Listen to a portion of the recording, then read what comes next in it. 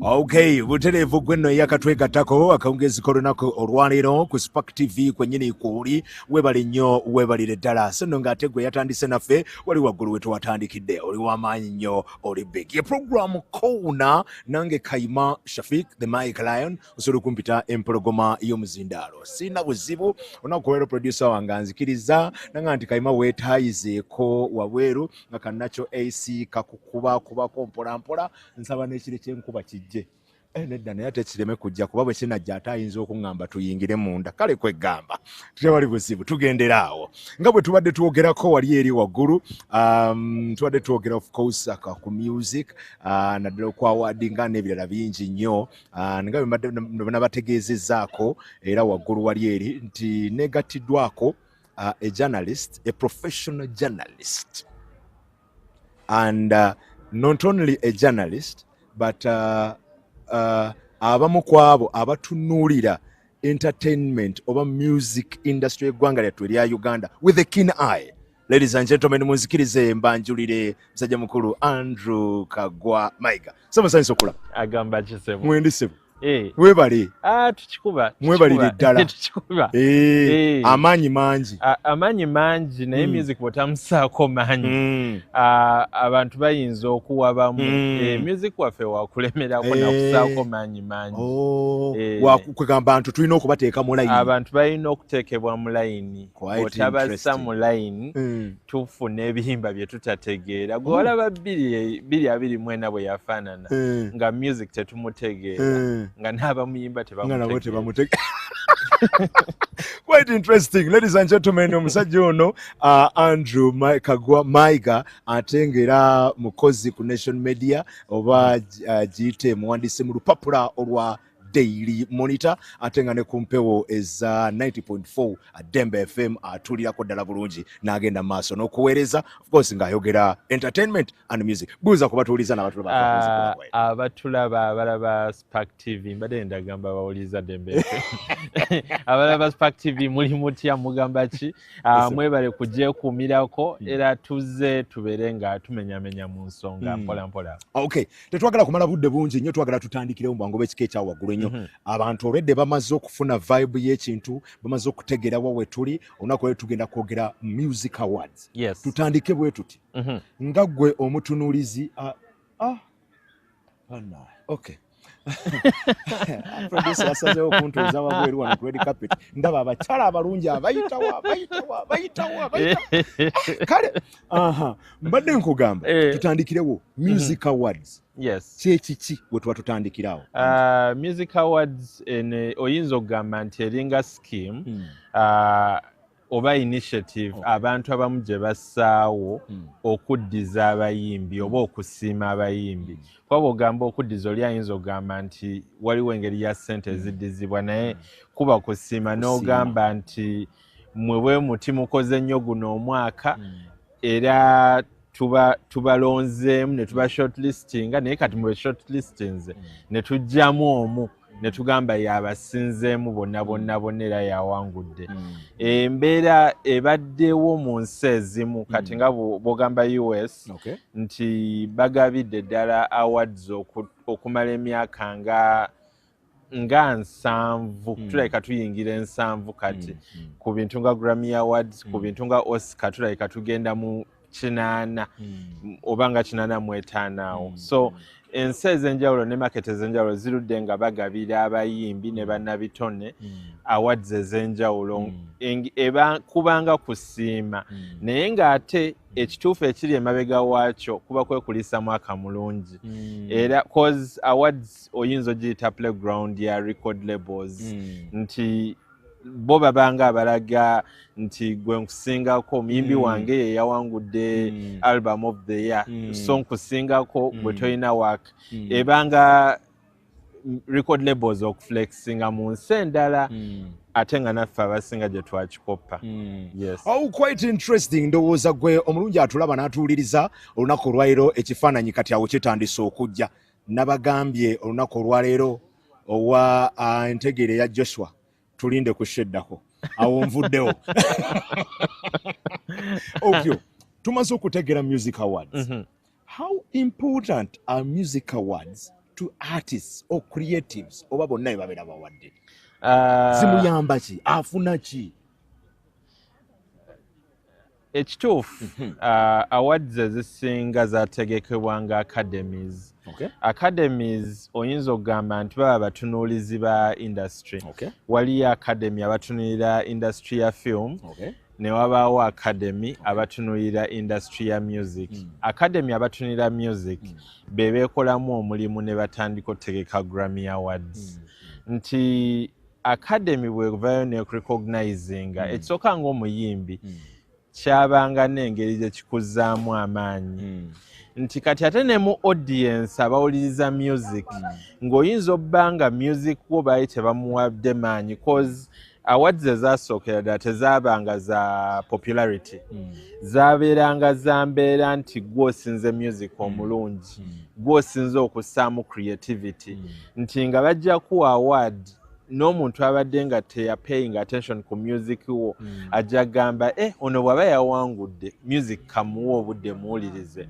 So abantu abasinga be baawangulanga award nga ayinza oba yareleasinga album mu February abantu ne batagiwa budde naye bw'amala okuwangula award nga abantu baddayo ne batandika ogiwuliriza ne weesanga ng'ezzeemu okutunda buto.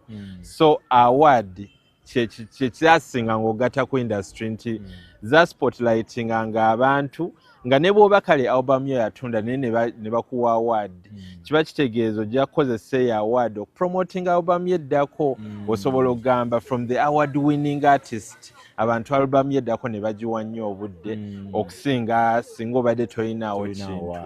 Nti era abantu abasinga be baawanga award kaŋŋambe ng'eya best new artist baatandikiranga awo abantu ne bamussaako nnyo obudde ogenda okulaba nga ekintu kitandise otambula. Naye wano mu Uganda tugenda okutandika okutegeka award nga of course market gye tuzikopye nga bakikoze emyaka nga bamu bayingidde mu 5 nga bamu bayingidde mu 4 nga bategeka award. So ffe we twatandikira formula yali tekyali nnyo ya kurecognizinga cause ffe twagenda otandika ng'amawulire weegali. Bali bannaffe be twakopa baatandika award ng'amawulire si mangi nnyo. Nti nga bw'owangula award liyinza okusigala nga kikya running amatu g'abantu n'okumala emyezi nga 6 lwakuba wawangudde award. Uganda egenda otandika award nga tuyina amawulire, tuyina TV, nga kwegambanga ebintu bitambudde. So wano wadde oyinza ogamba nti kyali kiina ku spotlighting abantu ate twesanga nga tuzze mu mbeera nti wano kyasiima busiimi. Kizibu okeera n'ogamba nti waliwo omuyimbi nti abantu batandika omuwa obudde nga amaze okuwangula Palm Award. Naye ng'ate Palm Award bwezajja zirina ekintu kyezassawo naye nga kizibu ogamba nti olina omuntu gwe walabira ku Palm Award nga woosoose omulabira. So wano kife kyajjanga mu ngeri ya kusiima okusinga okudiscoveringa. Yes. Quite interesting. Awo wennyini Maiga wasembedde ayogedde ku Palm Awards. Nsuubira abamu ku mmwe generation eno gye tulimu ndowooza Palm Awards abamu tebazitegeera nnyo.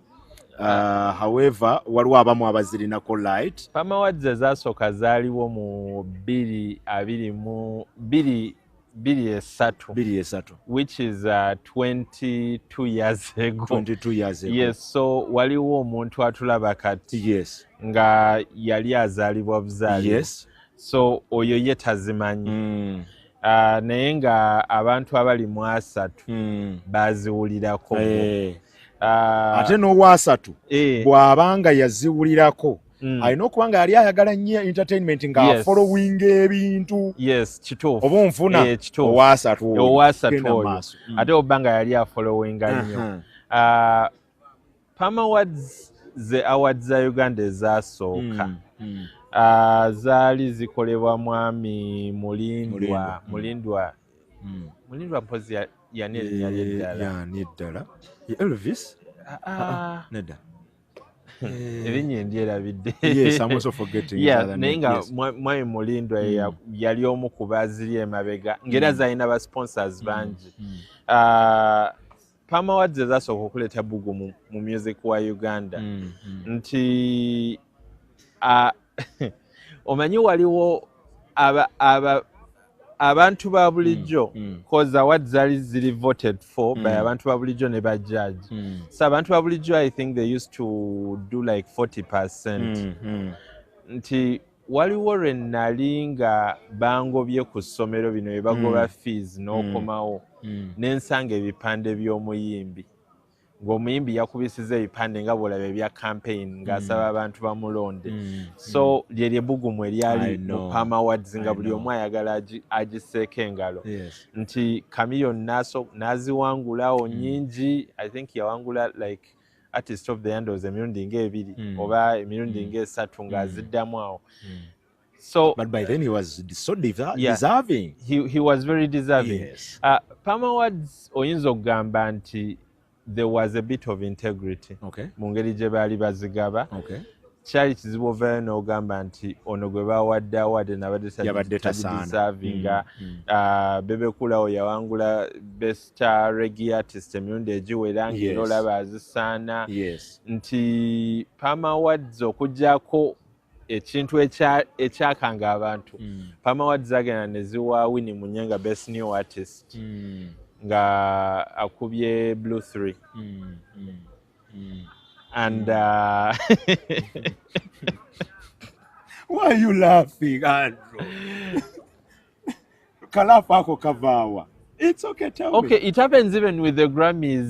Mubamu surprises. But up to now, I don't really think we can explain what happened.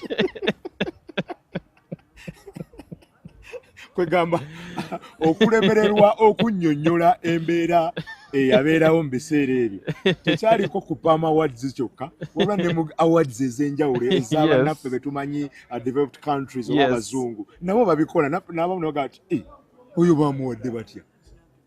Which I think is okay. Of course that's the surprise with awards.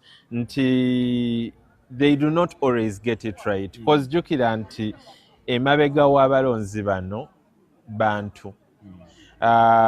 Baba ebiseera ebisinga tebaagala kutunuulira nnyo nti ono yasinza okuba ne hit naye oluusi baba baagala balabe kikyanjawulo kikyoleese ku mmeeza, music wa afaananyeemu ate like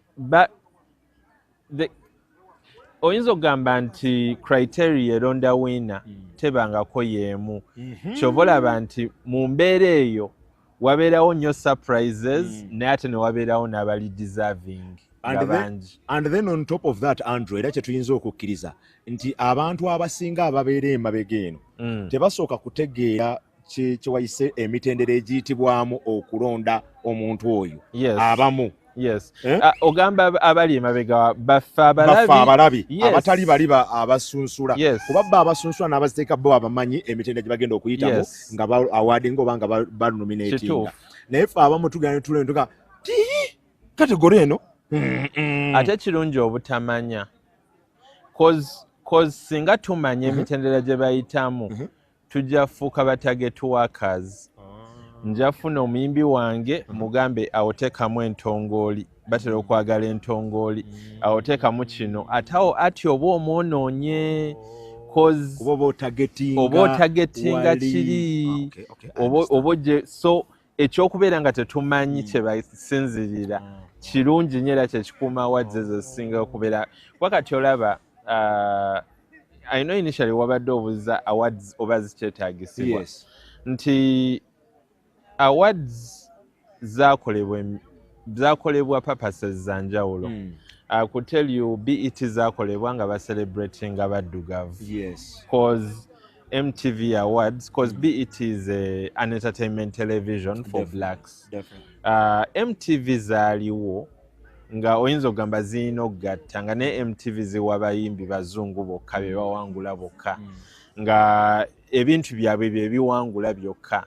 Nti in fact to one extent nti waliwo award ezimu I think American Music Awards bagenda ne balaba nga Michael Jackson awangula nnyo kale nga mulungi nnyo nga their chances agenda wangula best pop artist. Kati jukira abazungu abasinga bakkiriza pop music waabwe si wa muntu mulala yenna waabwe.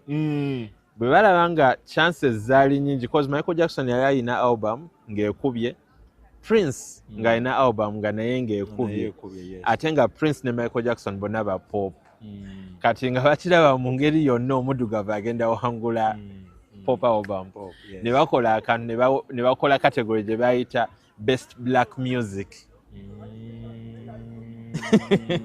nkufuna okusobola okushootinga okusobola bano abantu okubajjayo mubasse wano nga bonna bwe bali abaddugavu mubaweera awo baleme kwetabika eri nti so embeera ye yaliwo yafosinga abaddugavu okutandikawo ekyabwe and that was BET era BET ne zigirako BET Awards nti okuddamu if awards are still important nti bwe tumala tuzze tukula technology n'akula engeri gye tufunamu music n'ekula then ne tutuuka ekiseera nti buli muntu waali oyinza okugamba alina opinion buli muntu waali munnamawulire buli muntu waali asobola okuwa endowooza ye ku kintu nti ne tubanga power y'okusalawo ani asinga yava mikono gy'abantu abatini yava mikono gya MTV cause MTV nga December egenda kuggalawo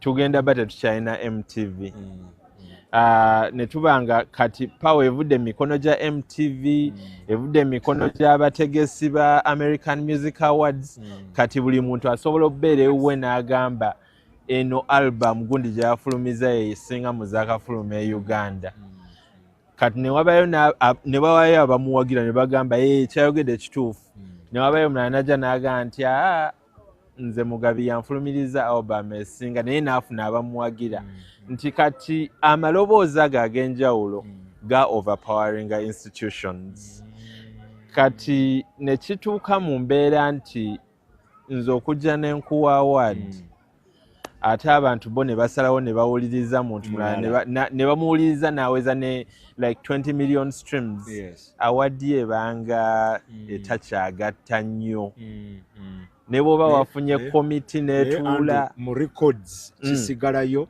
era bwe baba bawandiika oba mubandika bayo yange njagamba nti mu mwaka 2025 Kayima Shafiq was the best male artist of the year anti bajja kuvayo bakyogera ekyo omulala ajja agambe nti mwaka ogwo omuyimbi eyamenya record eza tendency ez'okutunda ez'ennyimba ezakola obulungi yali gundi ate trust me you can never beat omuntu alina abantu that's more like nti yes system egambye ono nebba abantu bagambye ono so mu mbeera eyo jjukira nti awards tezabeeranga nnyo populists zakyuzinganga zabeeranga ne komiti ne bagamba nti ono ati waafananye bw'ati kati bw'obeera nga gwe olonda art abantu abali populist bo ne balonda muntu mulala ono gwe mutawadde ng'alina abantu be ajja alekerawo okujja mu awardi zammwe bw'alekerawo okujja mu awardi zammwe muba muluzinze ba viewers bangi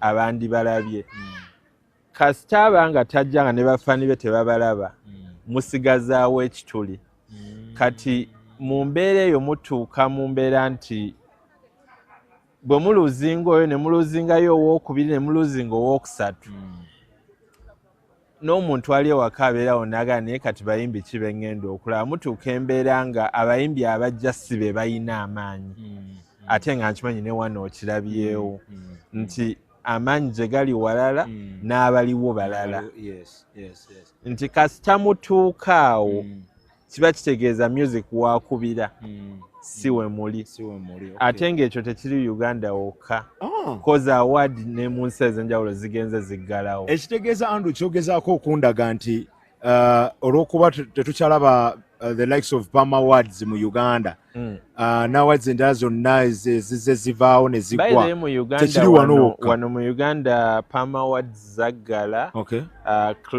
club music video awards zaggala ne tubaawo ne Uganda Music Awards ezo zakola edition emu yokka I think that was 2017 ne zitadda ndowooza zezo zensobola okujjukira off head ezibaddewo ne zigenda so it's not only in Uganda naye nga world over I could tell you BET Pop Awards zaakomye last year, guno omwaka baazikansoolinga. So Train Awards nazo zaakoma last year, guno omwaka baazikansoolinga. Wabeerangawo VH1 Awards zaalinga nazo za music, nazo baazikansoolinga. MTV egenda kuggalawo, so tetumanyi oba MTV Awards zo zinaakomawo naye nga yo TV egenda ku closinga ng'omwaka guggwako. So awards okuggalawo kizze kibaawo nnyo ne Source Awards which were hip hop awards nazo zaggalawo. And on top of that, talking about awards okuggalawo, mama w'abaana mukambwemu ekituufu. Ama mbadde gamba nti awards zino okuggalawo, nze mba ndowooza oba oliawo abali mu entertainment n'abali waggulu abasobola okutegeka bwe baga nti let's say Kayima Awards zigaddewo, I think Andrew Awards should come up nazo ne zigenda maaso, because why? Nze nja kuwa ensonga yange. Nze ndowooza awards oba nights nga zino we tuwawadingira abantu, one, kireeta abaagazi ba music together. That's one. Two, tusobola okugamba nti abamu kibazaamu amaanyi. For example, if I'm a music director and you're a music director as well, batutadde mu category y'emu olwaleero, the best music director oba video director, ne baga nti Andrew yawangudde. Kati nenzikiriza nga yes, kale Andrew musajja wa kabi, naye bw'aba yawangudde omwaka guno, nkoze ntya nange okulwana okulaba ng'omwaka ogujja nze mbeera ku gundi awo. So mbufunze kizzaamu abalala oba oli awo amaanyi okukola ennyo. Oba kati Andrew yawangudde omulundi guno n'agamba nti nange nina okulwana ennyo okulaba nga tebanzigyawo ku gundi yange n'omwaka ogujja nze mba mpangula. So I think wabeerawo competition eyo. What is your take? Olaba, unless awards zina criteria ng'eri known, ate nga sisuubira nti kati kikyakola nnyo ennaku zino, cause ennaku zino tuli mulembe where everyone can inform, tuli mulembe where everyone has a microphone, everyone can talk to the masses. So criteria zakati tezikyakola, cause ojja kola criteria ngeri airtight, omwana aveeyo agamba abo babasasudde ogabira ono award. Nti era olaba awards zonna even world over ezikyasobola okukeepinga on, zikipinze on because of legacy. Nti za building a legacy yayo for over 40 years, for over 50 years, and they are using that legacy to keep their system intact. Nti Uganda weri kati, unless eina award system nga eina kyegatta ku muyimbi nga kyamaanyi, cause at the moment omwana agenda wangula wano high people agenda afune border emutwale ewaka. Nti enkya nga amaze okuwangula eyo award tasobola gikozesa funa loan. Nti eyo award tagenda gikozesa kufuna endorsement from even the sponsors abali wano. Nti that's how the award is so weak. Nti teina wegenda ddala lyegenda mujjako emuteeke ku ddala, era tewali agenda wuliriza music olwakuba wangudde award. But Andrew, why would you say that? For example, if the best male artist of the year 2025 is Kayima, if I go to, for example, I go to Nation Media and I say, hey guys, I want your sponsorship because I have a show next year. Don't forget, I was the male artist of the year 2025. I mean, who wouldn't want to associate with someone who has been the best male artist of the year? No one, because kati bwekijja kati nga ku awards zino, ekisookera ddala abayimbi bazeesamba. Ekirala, are they trending? Are they trending like number one? Because bye bintu omuntu byayinza okusookera okulabirako oba anaakuwa obudde. Are they trending number one? Do they have the support of the industry? How did the people respond to the best male artist of last year? Best male artist wa last year, did people go out and stream his music? N'abeera nga w'amaanyi nnyo, bwe kiba nga tekirina kyekyakyusa. Kizibu owadisi convincing a nation media nti kanzije nkole nammwe because I'm the male artist of the year. Nti award za losing nnyo amaanyi bwe gadda mu bantu abantu ne batandika okwesalirawo abantu ne babeera nga beesalirawo in real time ani gwe baagala okuwuliriza nti ojja kunominatinga abayimbi bo bana nti be basinze naye nga abasatu b'otataddeeko abantu bo be bali mu kuwuliriza n'ennamba zaabwe zipaaluuke nti media nga media tulina ethics z'ogamba nti olimba we tusijja ddukuba naye ng'ate abantu be bali mu kuwuliriza nga ne award tezisobola denominatinga because of ethics nti kati embeera ya kati nti abantu basobola okwesalirawo yateekawo ekintu nti award kizibu okusalawo ddala ki ekibadde the best cause ogenda neweesanga nti oluyimba lwe mutakubidde ddala abantu lwe basinga okuwuliriza naye ng'ate by the ethics of the award by the ethics of the media tebasobola denominatinga tebasobola ddukuba ku radio so ate nga n'abantu baba bakimanyi nti oluyimba luno lutambula naye ku radio teruliiko era terusobola kufuna award so by the nature of the world we are living in right now until we are so digital everyone has his top 10 nga za njawulo kizibu awards okusatisfyinga buli muntu gyali era kizibu okozesa award ogenda okufuna sponsorship oba award okugyewamu nekussa ewalala unless nga award eriko history mungi nga bwolaba nti Grammy eriko history mungi nnyo nti zibadde held for the past over 70 years nti kati bw'ogiwangula tebiri nti you're the best kiri ku prestige egigirako ekitiibwa ekyo ekigigirako. Alright, quite interesting nga bwe twabagambye nti akongezeka olunaku olwaliro wano wenyini butereevu ku Kampala Serena Hotel we tusinziira okuweereza gwatulaba butereevu yonna gy'osinziira okutulaba wategekeddwawo High People Music Awards. Muganda wange Andrew, a senior journalist and a very big and critique. Katufa okengede very big a very big critique. Sagala nakweyita critique. Nze njagala music nga muntu wa bulijjo. A very good lover of the music. Yes. Okay, no problem. Omwagazi wo music omulungi ennyo ate alina eriiso eryenjawulo. Akonjagala nnyo mu kategeere nti atunulira ekintu n'agamba nti kyekyo. Kale bwe tukomawo bwe tuti katono nnyo kamale okuddako ewa Macrable DJ ampemu ennyimba nga 2, 3, 4, 5 then bwe nkomawo njagala tutandika okutunulira bo High People Music Awards categories ki ez'enjawulo abantu ab'enjawulo abadde ba nominated then of course abamu kwabo abawangudde wabasobodde okukwata awards zaabwe ezo mu ngalo already we twogere esawa za kati Andrew ajja kumpa view ye ambuulire ye kiki kyalowooza ku buli muntu.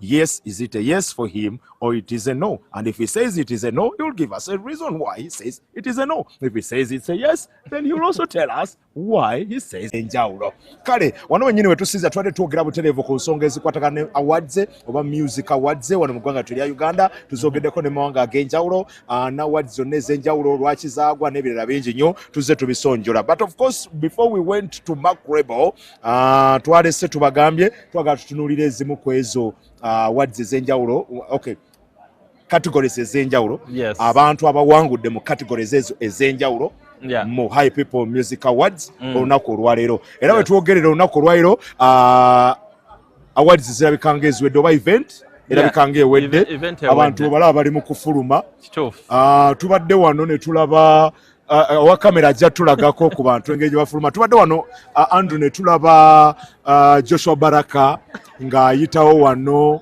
ne awards nyingi nnyo. Is that your guy? Yeah. That's my friend. Oh, he's yeah. The What's up? Olabye. My guy nagwabuzaako wano kyaliwe. Yo, what's up? Kabinyo. Yeah. Okay. So twagala tutunule tulabe embeera bwetambudde abantu ab'enjawulo abawangudde mu awards ez'enjawulo nalabye ne abaddaani Ava Peace. Yes. Naye mulabyekaawo nga naye akutte award era waliwo wabedde ku stage awo n'agamba nti ye akimanyi nti omwaka 2025 alina ebintu ebyenjawulo byakoze and she deserves a lot. Tutandikire wa? Tutandikire ku artist of the year oba tuba twanguye tutandikire eno wansi. Tutandikire wansi. Kale kantandike nga twabagambye nti mulundi gondoza gwa 14. It's the 14th award. like 14th Hype Music Awards. Yes. Emyaka 14 mirambirira nga bategeka ensonga 14. Yes, I was reading their bio on their website sometime back, and it was like 14 years. Okay, tutandikirewo. On wano eno tugise special recognition. Song of Change. Wasomera wa? Since it's a special recognition, Crimside Junior School. Since it's a special recognition, kizibu okumanya kiki bagenderedde ate era bagiyise special so yinza osanga basazeewo bagiwe nga it's specifically for them. It's so hard to send you oba erusaanye oba terusaanye. Were there nominees for your category? Yes, most definitely. Let me see here.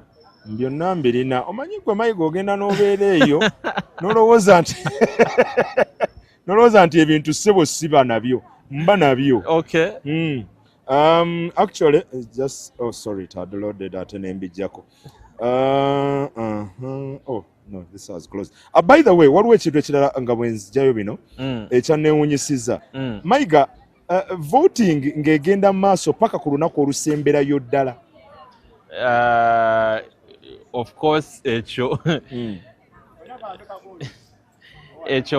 do not think it's a professional thing. Why not? Because okutalinga obululu buno, like if let's say abantu bangi bali interested mu awards. Yes. Talinga obululu obwo byonna okumakinga sure nti byemu endinze nabyo bye bituufu. Yes. Kitwalamu ku budde. So bwe muba mu votinga paka ku lunaku olusembayo kiba kizibu okunkakasa nti abavotinze ku lunaku olusembayo oba abavotinze mu nnaku ezisembayo baba considerinze kuba oyinza osaba balina we baakoma ne batandika ottalinga. Yeah. Okay. Unfortunately, in a special award, yabadde terina nominees. Just a special. Yes. Yeah. Bonga bo batunuulidde. Yes. Okay. Full special. Okay. So you concluded by saying since it is a special ogeresa. Yes. All right. Netugenda ku best regional song which goes to Queen Smile baluyita Katusabe. Nezo nyizo gamba nti kizibu okukera n'ogamba. Anyway, ekituufu ekiriwo nti high people zireka abantu ne balonda. So kyenja okugezaako okutunuulira if abantu balonze mu butuufu oba balonze mu bukyamu because still abantu baba balonze.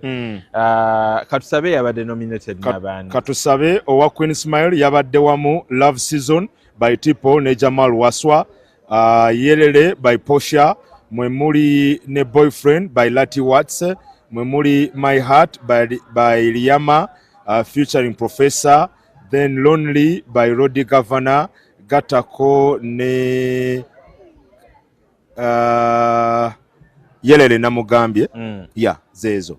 Naye kati nzata obuzibu bwenfuna. Yes. Chekifuula oluyimba regional. Gye producingibwa, gye lwayimbirwa, gye lwafulumira oba gye lwahitingira. Oba omuyimbi gyali best. Naye era nze nina ennyimba nnyingi zempulidde eziva mu region kati nga Tipol gyavaamu. Yes. Nina ennyimba zempuliddeyo ezivuddeyo zesiwuliramu awo mu nomination. So regional kitegeeza ki bo mu context yaabwe. Ate bw'oba ogamba regional omuyimbi waffe ow'e Kampala kaŋŋambe nga Joshua Baraka yetaba na region. Because Uganda is divided into regions. Ne Kampala region. Eno Kampala mwetuli naye ina region gyegwamu. Lwaki bwe batuuka nominatinga region Kampala yo bagijjamu mu regions ezirina obba nominated. So mu ngeri ennyangu nyizo ga regional award njirabanga award zetumalirako obudde. Okay. Nga twandibalese ne bakompiti ne bajja amazina ne bageetabamu ng'abalala. All right. East Africa Best Act stroke song, which is True Love by The Ben. Banominees babadde baani? East Africa Best Act. East Africa Best Mumuno. Backbencher by Toxic. Go by Karo Kasita. Katam by Diamond Platinum. True Love by The Ben.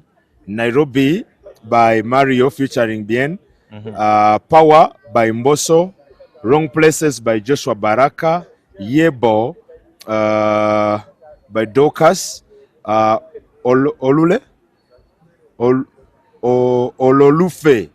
Ololufe featuring Diamond Platinum. Category ebadde tight naye nga wadde eri tight siraba ngeri The Ben gye yandiwangudde cause I could pick Nairobi by Bien. Yes, by Bien. Bien Mario featuring Mario. Bien. Yes. That's a Tanzanian-Kenyan collaboration. I would choose that over most of the songs. In fact, I would still choose Wrong Places way far ahead of the winner. Yeah. Okay. For you, according to you, you think the Rimbo Rusinzo Kola East Africa? According to me, I think Nairobi, ne Wrong Places are because even newe twogera wano, I think Wrong Places ekyali yamanyi East Africa, ne Nairobi ekyali yamanyi East Africa. Okay. East Africa Best Artist goes to Joshua Baraka. East Africa Best Artist. East Africa Best Artist. East Africa Best Artist, mulimu Bien, Diamond Platinum, Joshua Baraka, The Ben, Azawi, Toxic, Element, Mbosso, Bruce Melody, and Jackson. Azawi bamutereddemu ki? Because you're talking about East Africa. Yes. Yabadde misplaced mukaawo. I can't akomye mu Uganda wano. Azawi yalina omwaka omulungi ogwa 2022 on a region. Bwe twayingira 2024 Azawi n'afulumya Masavu, which did very well in Uganda. I don't think it did very well in Tanzania and Kenya. Ne 2025 cause nawadi ziriwo ng'omwaka gugwako kitegeeza ziconsiderinze guno omwaka gwe tulimu okusinga ate guno gwo tarepresentize nnyo ne wano mu Uganda wennyini so nomination East Africa sigiraba naye nga for East Africa still I would have been torn in between Joshua Baraka ne Bien. Bien released a very amazing album and an amazing song, All My Enemies Are Suffering, which I think did well. Mu ngeri y'emu ne Joshua byakozeko guno omwaka tubiraba. So he's a deserving winner, but the tight competition would have been between him and Bien. Yeah. All right. Then breakthrough artist of this year 2025 goes to Ava Peace. Breakthrough artist mweyo category simu y'omuchina ebadde ki esimu y'omuchina ebadde phrases emaze nedde engulu tubadde ku breakthrough artist. Mulimu Ava Peace, mulimu Tracy Meloni, mulimu Kapeke, mulimu Omega 256, mulimu Final Yugi, mulimu JPC Again, mulimu Temperature Touch, mulimu Chumi ne Nando Love. Omega 256 ne Ava Peace ba breaking out emirundi emeka. So you break through once. You can only break through once. Once you have broken through, you're there. You're there. You don't keep breaking through. Like I think Ava Peace broke through last year. 2024. Right now Ava Peace is more established. Sidawaracho wa breakthrough. I think breakthrough Omega. Eye Kampala, because she had already broken through in Barara. Breakthrough yali we yafulumya this year. This year came out, I think, beginning of either 2024 or beginning of 2023. That we're going local. Yeah. So she cannot be breaking through again this year. For me, my breakthrough artist would have been Tracy Melon. Tracy Melon. Yeah, Tracy Melon no Kapeke. Okay. We wonder the breakthrough and tofu. Bana ababiri bano. Babataddewo omwaka omukyamu. Olaba mu bifo ebirala, it's easier to judge who a breakthrough is. Yes. They judge you by your first album. Yes. Ne bw'oba obaddewo ebbanga ppanvu ng'oli underground biki, the moment you have that your first album, it's considered your breakthrough. You're considered a new artist. Wano ekintu kyaffe kibeeraawo kizibu otegeera naye nga personally I believe Omega ne winner waffe Everpeace, those people already had their breakthrough. I would have gone for Tracy Melon. Chumi choto chimuwa, Uncle Chumi. Nga lwaki nkimuwa? Okay. Because ndowooza you and we respect that. A breakthrough needs to show us more than like you can't be a one trick pony. Weetaaga ebisinga kuweetaaga okuba ng'okoze wawagguza n'oyitamu n'oleeta kino. Yes. Okay. That's a breakthrough. Naye bw'oba wayitawo n'oluyimba lumu ne kikomaawo. So you don't deserve to be called a breakthrough. All right. Then tugende maaso Africa Best Act stroke song, which goes to My Darling by Chela. Africa Best Act. Africa Best Act. My Darling. Africa Best Act. Mulimu Police by Kiss Daniels. Okay. Then Olowooza featuring Diamond Platnumz. Okay. Baby, It's a Crime by Rema. Far Away by Sabrina. Wrong Places by Joshua Baraka. Push to Start by Tyler. My Darling by Chela. Kai by Olamide and Wizkid. Yeah, babe. My Darling was a viral song. I cannot say My Darling doesn't deserve it. Okay. I could actually say most of the songs ezibadde mu eyo category zibadde zisobola okuwangula ate ne watabaawo wakana. Personally, I would go for Push to Start, Taylor, but My Darling actually deserving. My Darling is very deserving. Yeah. So you agree with these guys as well. All right. Tugenze maaso, the most viral song, which goes to Nando Love, Chinawolov. Most viral song of the year 2025. Mulimu mweyo category. Mubaddemu Wanula Remix, Temperature Touch, ne Everpeace. Okay. See You Tonight. Okay. Cindy, ne Omega, 256. Okay. All right. Ladies and gentlemen, mukasera kano twegattiddwako before we go on.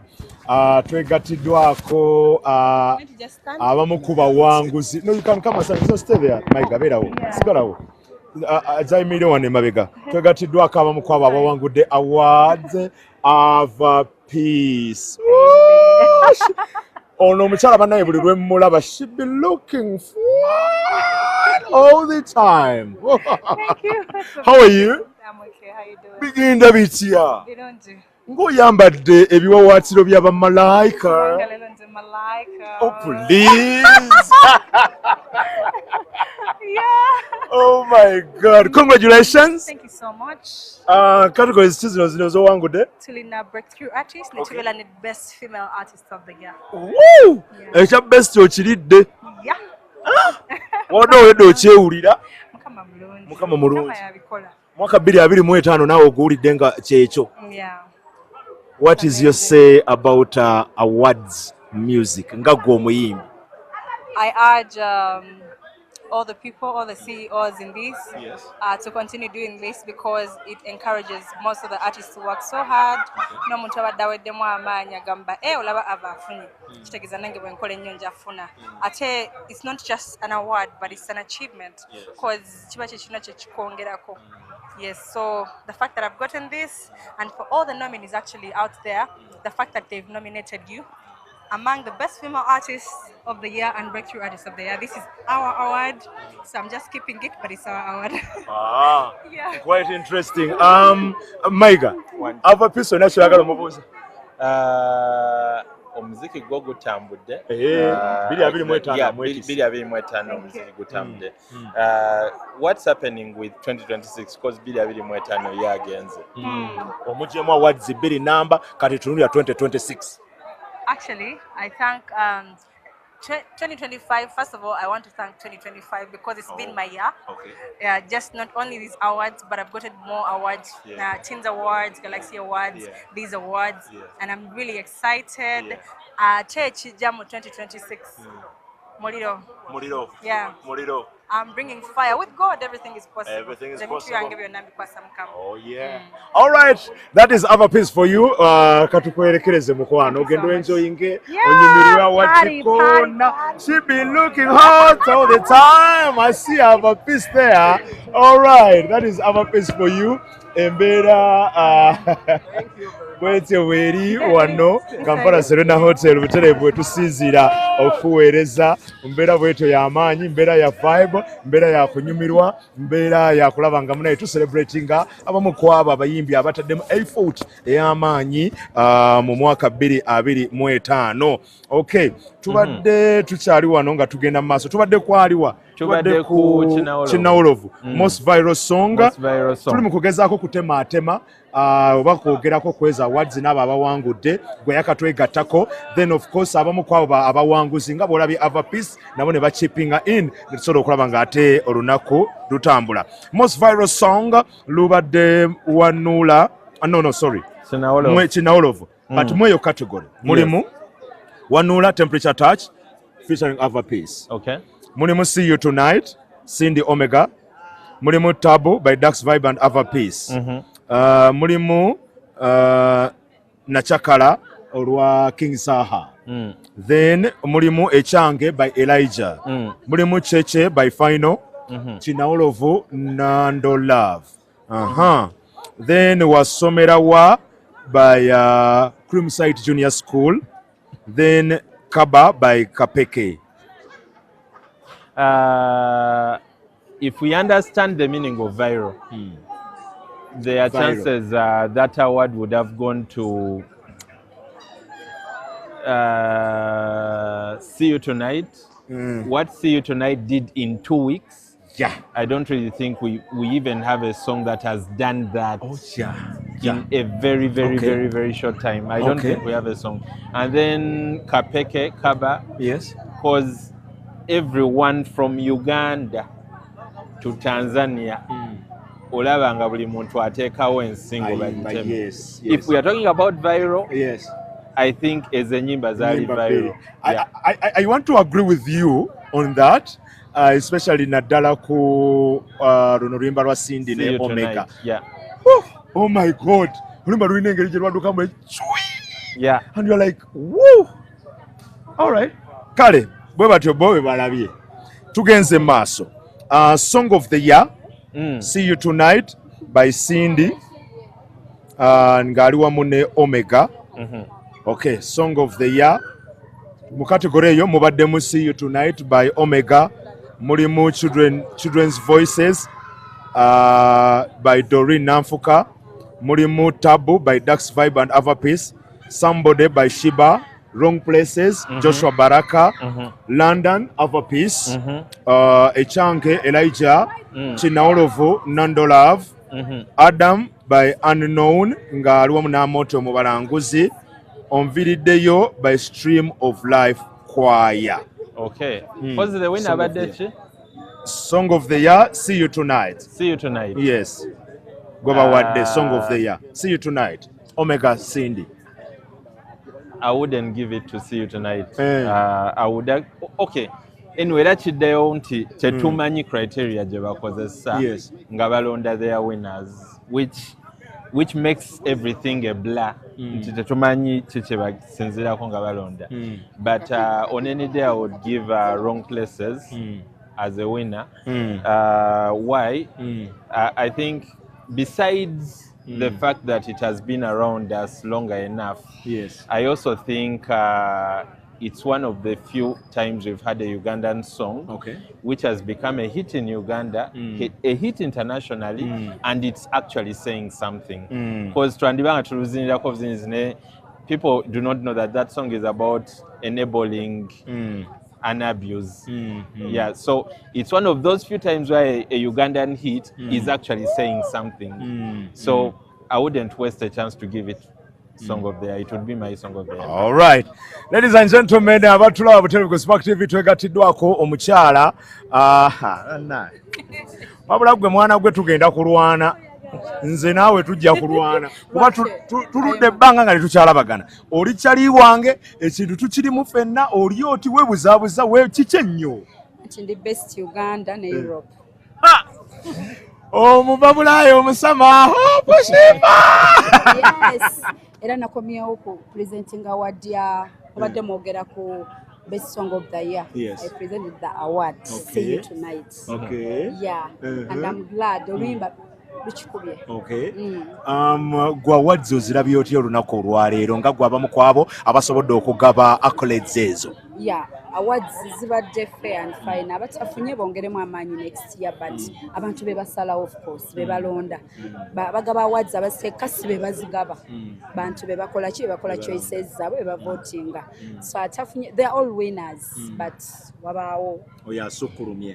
Naye oluddako eno competition eri health ennungi like tujagala mu industry kitukipinga okubeera nga tukola nnyo. Olaba Shifa Andrew olaba Shifa kyayogedde kyekiki n'adde gamba nti oba oli awo yes kirina engeri gye kisindikamu oli n'agamba nti no nange Shifa babanga yafuna award ku luli nange njagala nfuneko accolade ako nkateeke wange yes kayinza obutajjirako miliyoni 5 naye bugamba nti nze artist of the year 2025 exactly ng'abantu batuta obudde ne bavotinga ndabye abantu nga bali pressure cause bwe madam presenting award sose nenjagala mmanye ebirowoozo byabwe mbagambye gwe mulowooza ani ngeze okulaba ng'era gwe boogera era yali waki kitegeeza abantu bakoze choices balonze oluyimba lunene tukikirize.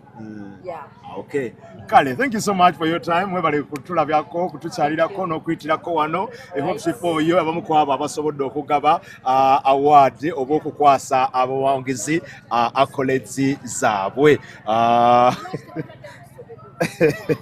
Mulanye batadde mu kisodoto obusungu nga bungi side eno. Okay. Maiga, naye ndowooza I don't know.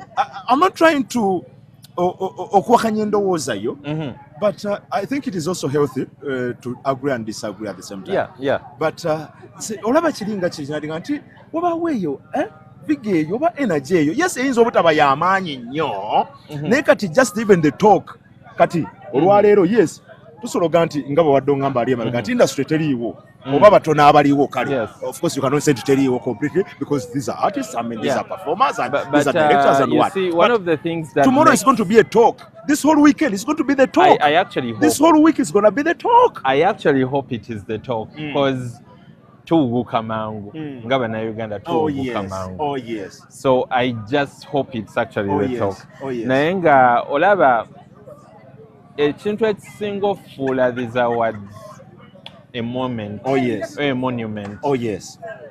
Is the industry being there. Mubunji nti just lowoozamu, I don't know who won best producer but just lowoozamu if the best producer egabidwa Steve Jen. Yes.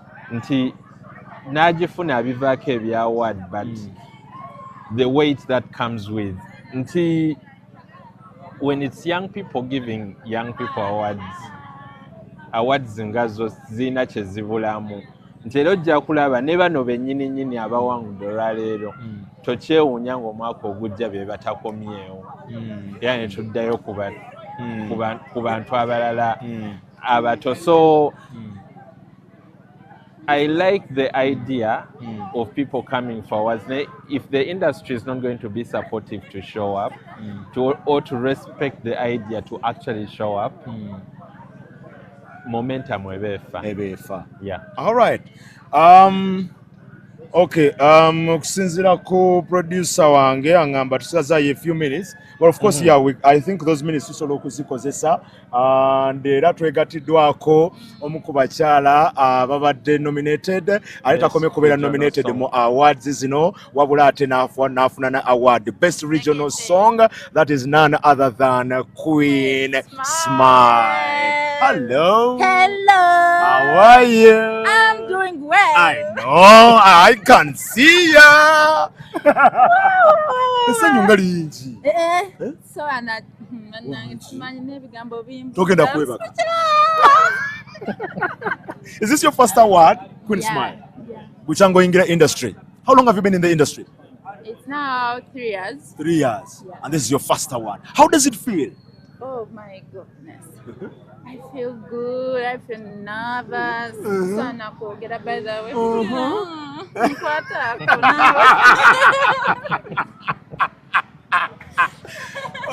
Queen Smile, manange. Okay. Okay. Go about the best regional. Nobody no limbo about them best region. Obo limbo since mu region. Kiki kikumakinza okuyitamu obulungi ennyo okusinga ku banno abalala abadde mu kategori? Ndowooza kisa kya Katonda n'abafanzi bange kunzikiririzaamu kyesa okugamba kubanga nange mbadde sikisuubira for sure mbadde sikisuubira naye thank you so much my fans management n'abaana ababitegese mwebale tulowoozaako fe abayimbi abato kwegamba naffe ne mututeekayo omuntu oba tokisuubira naye nga tweyanziza nnyo kino bambi kitegeeza kinene ku nze mbasuubiza abafanzi bange ngenda kwongeramu nnyo amaanyi musobole okuntegeera namwe abatamanyi bamuta Queen Smile bannange mbadde seebaka. Okay, Kale, wish you all the best, Queen Smile. Nyumirwa akaseerako, the shine is yours. Award ogifunye. Okay, wish you the best 2026. Ebeera omwaka omulungi ennyo gy'oli. Ofune n'awards endala. Yaniriza byonna. Mukama agule ekkubo byonna ebizibye bite. All right. Kale dear. Kale, thank you so much. Management yo Jindabira, mukuru omundabira nno mugabe mwagala nnyo. Wadambuzeeko naye kimugambe ekyo. Kale, tugenze maaso. Tusigazayo categories ziringa 5 zokka tugenda kuziyisamu chap olw'ofunda lw'obudde. Africa #1 goes to Joshua Baraka. Yeah, so that goes back to what I said. Yes, he deserves to win. He deserves regional. It. Yes, because if you're winning Africa #1 and then you're not winning regional, like almost even by their own metrics, Chibange Chitagata. Okay. Yeah, but he deserves it. Okay, tugenze ku video of the year egenze Washiba Karungi oluyimba lumanyiddwa nga Somebody. Sagala nnyo commentinga ku bintu bya video of the year cause videos zaffe ne music waffe afaanagana. So ebiseera ebisinga n'akola video taba na bintu by'amaanyi nnyo byakola. Videos zaffe music waffe asinga ayogera ku kukwana baby oba genda kuba kibaala. So weesanga nga video zaffe zisinga zifaanagana so sijja kumwogerako simanyi nakumanya kiki bamuwa. Okay, tugenze ku best male artist of the year egenze wa Joshua Baraka. He's well deserving. Ku bintu ne bannayuganda bye bayinza obutalowoozaako. It's not every day that you have a Ugandan artist n'akikuba mu Uganda n'akikuba n'ebweru ate nga ne mu Uganda mukyamuwulira. Ebiseera ebisinga tutera okuwulira nti music oyo bamuwuliriza ebweru nga naye wano tetumutegeera naye ye tumutegeera wano ne bwe tumutegeera. Naye ndowooza wano oba abantu balwawo muko okumutegeera but eventually bagenda naye akaana ako ssebo kaffe kituufu balwawo mutegeera naye bannayuganda tuli slow ku bintu ebirungi ate nebisooka ebirungi bwe tubiwulira tetusooka kulowooza nti byaffe abamu bamulya ne bagamba si waawa balowooza mu Nigeria kosi tetwesuubiramu birungi. Yeah, I know. He has put in a lot of work. A lot of work. Much appreciated. Okay. Tugenze maaso best female artists against our other piece. I think when you look at what's available right now, the music afulumye, it's so hard to say that she didn't deserve it. Mubadde Cindy, Lydia Jasmine, Nando Love, other piece, Omega, Shiba ne Karoka City. I do not know Rach Omega, but them Nenga other piece deserved it. Okay. She has done a lot this year. And other piece. Yes. Definitely. But manyo gambo Omega. No. But then zikatiriza kyo badde oyogera sebo mukama wange. Okay, then artist of the year against eri Joshua Baraka mweyo category. Mubadde mu Dax Vibes, Nando Love, Joshua Baraka, Other Piece, King Saha, Shiba, Elijah Chitaka, Cindy Sanyo, Eddie Kenzo, Stream of Life Choir. Simanyi lwaki Eddie Kenzo bamutaddemu. Ate nga buntu bwe butyo obutongo obutini obwe butyo bwe buleetera abantu okukoowa award. Naye nga Joshua Baraka deserved it. I think his only competition would have been Elijah Chitaka. Naye other piece you could say she would have been competition. Naye nga Joshua was well deserved. Yeah. All right. Kale, that is it. I think zezo categories esinga tuziseemu chap. Of course, gwe tweyunzeko a bit late tubadde tutunuulira awards oba zite music awards wano muganga tira Uganda n'emitala w'amayanja ne tujja ngeri olunaku olwairo balafa ba Hyper Music Awards badde bategese wano awards abo okugenda maaso n'okusiima abo abayimbi oba n'abantu abalala ab'enjawulo abali mu art bye bakoze mu mwaka 2025. Mbadde ne muganda wange Andrew Kwagwa Maiga, who is a journalist and a lover of the entertainment industry or music industry, like he said, wadde taagala kumugamba biri ebirala naye tutemyetemyemu embeera bwetyo bweri, but one thing I must go away with nga sinaakuwa gwe mukisa kutusiibula, nze ndowooza abantu bannayuganda ffenna awamu tulwane nnyo okulaba nga Mayiga wayogeddeko wano akatono, waliwo yayogeredde naga nti ebintu ebirungi ebiri byaffe tusooka kubiwa balala bannaffe ffennyini tetwekkiririzaamu nti ebirungi tubikola. Therefore, what am I trying to say? Tweyagale nga ffe, twagale ebintu byaffe, twesupportinge, tuyambeko n'abalala, awo ffenna we tujja okusobola okulaba nga tuyitamu. Andrew, obugamba obusembayo nga tunzi. Mwebale okulaba show, mwebale okugyekumiraako Spark TV. Kyenyinza okugamba abatulaba nti tweyagalize nga bannayuganda twesupporting naye naye bw'oba ng'oli muyimbi engeri gy'osaba abantu babeere ne patriotism bakuwagire naye beera patriotic ng'otuwa music omulungi. Mwebale nnyo. Okay, yeah man, that's it. Mwebale nnyo, mwebalire ddala butereevu, mwebale kubeera abalabi balungi okuva ddala bulungi nnyo gye twatandikidde epaka essaawa za kaakati nga tuli wano. Mayiga katono nnyo nga tuwunzika. Ambiance eri wano oba ebadde wano ogirabye otya okutwaliza wamu? Ndaba there's a lot of money put into this. Sente zivaayo. Where do such investors or lovers of music get that money? Because I see a lot of things here. Ekituufu. Awards si bye bintu omuntu byakola ofuna sente.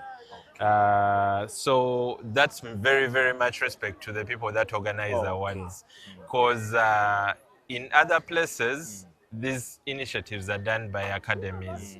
Omuntu bw'aba akikola yekka, it's a money losing venture. Naye bw'abeera ng'asigala akikola buli mwaka kiba kitegeeza industry agyagala era ayina w'ayagala okulaba ng'eraga. Have a blessed night, ladies and gentlemen. Bagaliza buterevu ekiro ekirungi Kayima Shafiq bwentu embadde designingiddwa bannaffe aba Joy Star Fashions basangibwa buterevu wali ku Ham Shopping Grounds awe Nakivubo bibanteka mu buterevu ekikumba kale nendabika nga ate nzija mu maaso gammwe nga nnyomye. Tonight basazeewo ne bankubamu embeera ya black with of course a strike of white and a touch of grey down there onto my feet. Love you all. Have a blessed night. I'm out of here. Kayima Shafiq is my name. See you next Friday same time. Tano ku musanvu. Have a blessed night.